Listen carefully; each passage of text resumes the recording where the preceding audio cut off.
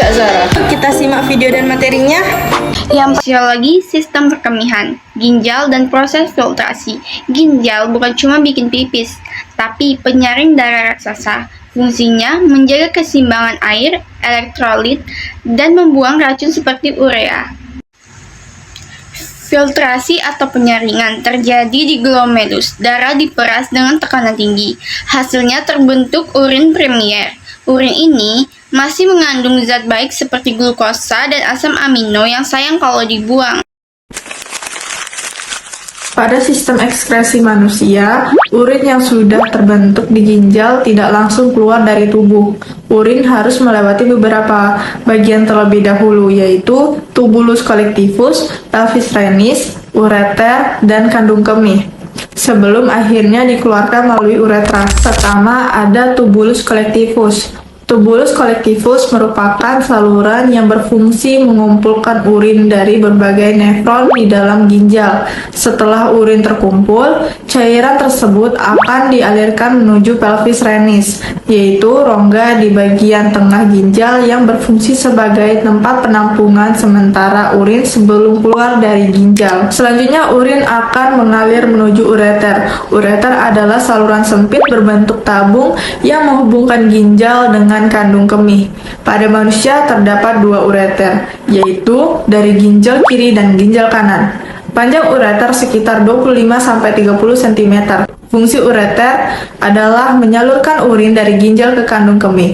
Urin tidak mengalir hanya karena gravitasi, tetapi didorong oleh gerakan peristaltik, yaitu kontraksi otot pada dinding ureter yang terjadi secara ritmis sehingga urin dapat bergerak menuju kandung. Setelah sampai di ujung ureter, urin akan masuk ke kandung kemih atau vesika urinaria.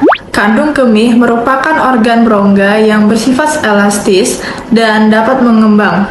Fungsi utamanya adalah menyimpan urin sementara sebelum dikeluarkan dari tubuh. Dinding kandung kemih terdiri dari otot yang dapat merenggang ketika terisi urin dan berkontraksi saat kita buang air kecil. Kandung kemih biasanya mampu menampung sekitar 300 hingga 500 ml urin. Namun, pada umumnya manusia mulai merasakan keinginan untuk buang air kecil ketika kandung kemih terisi sekitar 200 sampai 300 ml urin. Jika kandung kemih sudah cukup penuh, sistem saraf akan mengirimkan sinyal ke otak sehingga kita merasakan dorongan untuk buang air kecil.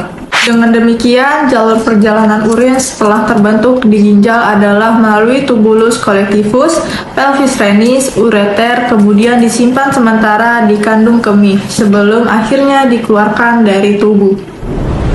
Selanjutnya ada reabsorpsi dan augmentasi atau penyerapan kembali. Setelah proses filtrasi di ginjal, tidak semua zat hasil penyaringan langsung dibuang. Ginjal akan menyortir kembali zat mana yang masih dibutuhkan oleh tubuh dan mana yang harus dikeluarkan. Proses ini terdiri dari dua tahap, yaitu reabsorpsi dan augmentasi. Yang pertama, reabsorpsi atau penyerapan kembali. Reabsorpsi terjadi di tubulus contortus, proksimal, dan lengkung Henle. Pada tahap ini, zat-zat yang masih berguna seperti glukosa, asam amino, air, dan garam mineral akan diserap kembali ke dalam pembuluh darah. Proses ini sangat penting karena membantu tubuh mempertahankan zat yang dibutuhkan, serta menjaga keseimbangan cairan dan elektrolit.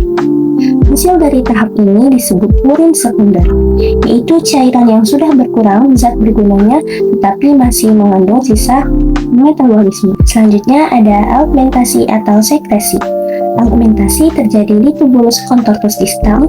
Pada tahap ini, ginjal akan menambahkan zat-zat sisa yang tidak diperlukan tubuh ke dalam urin, seperti sisa obat-obatan, ion hidrogen atau H+, dan amonia. Proses ini bertujuan untuk membuang zat berbahaya dan menjaga keseimbangan pH dalam tubuh. Hasil akhir, setelah melalui kedua tahap tersebut, terbentuklah urin sesungguhnya yang kemudian dialirkan ke kandung kemih untuk dikeluarkan dari tubuh. Selanjutnya ada mekanisme mikturisi atau buang air kecil dan peran hormon. Yang pertama, alur mekanisme mikturisi atau refleks berkemih. Pengertian mikturisi sendiri adalah proses pengeluaran urin dari kandung kemih yang melibatkan kerjasama antara otot, saraf, dan kesadaran otak. Pertama, kita akan membahas tentang kandung kemih terisi. Di sini, urin dari ureter masuk ke kandung kemih atau vesika urinaria. Lalu, dinding kandung kemih atau otot detrusor mulai merenggang saat volume mencapai kurang lebih 200-300 mili, reseptor renggangan aktif. Yang kedua, ada sinyal ke otak.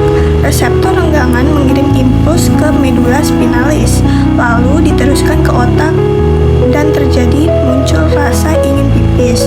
Yang ketiga, ada kontrol saraf. Ada 3 sistem saraf yang mengatur. Di sini ada parasimpatis, mengosongkan, merangsang kontraksi otot detrusor, membuka sphincter internal. Kedua, ada simpatis, menahan, menghambat kontraksi detrusor, dan menutup sphincter internal. Yang selanjutnya ada somatis, kontrol sadar, mengatur sphincter eksternal bisa ditahan atau dilepas. Jadi, kita bisa menahan atau mengeluarkan urin secara sadar karena sphincter eksternal dikontrol otak. Yang keempat, ada proses kencing terjadi. Saat kita memutuskan untuk buang air kecil, sphincter eksternal relaksasi dibuka, otot detrusor berkontraksi kuat, dan urin keluar melalui uretra. Selanjutnya ada peran hormon ADH. ADH atau antidiuretik diproduksi oleh hipotalamus dan disimpan di hipofisis posterior. Fungsi utamanya yaitu mengatur jumlah air yang diserap kembali di ginjal, terutama di tubulus distal dan ductus collectivus. Cara kerjanya yaitu ADH, dinding tubulus lebih permeabel terhadap air. Air diserap kembali ke darah, lalu urin jadi lebih sedikit dan lebih pekat. Kondisinya, jika kita kurang minum atau dehidrasi, maka ADH menjadi tinggi, lalu urin sedikit dan berwarna kuning pekat. Dan jika kita banyak minum, ADH akan rendah, urinnya banyak dan warnanya menjadi jernih. Kesimpulannya, mikturisi adalah refleks yang dikontrol saraf otomatis maupun sadar. Lalu kandung kemih memberi sinyal yang sangat penuh dan otak memutuskan kapan kita mau pipis. Terus ada hormon ADH mengatur keseimbangan cairan dengan menentukan seberapa banyak air yang dibuang lewat urin. Sekian penjelasan video dari kami. Wassalamualaikum warahmatullahi wabarakatuh.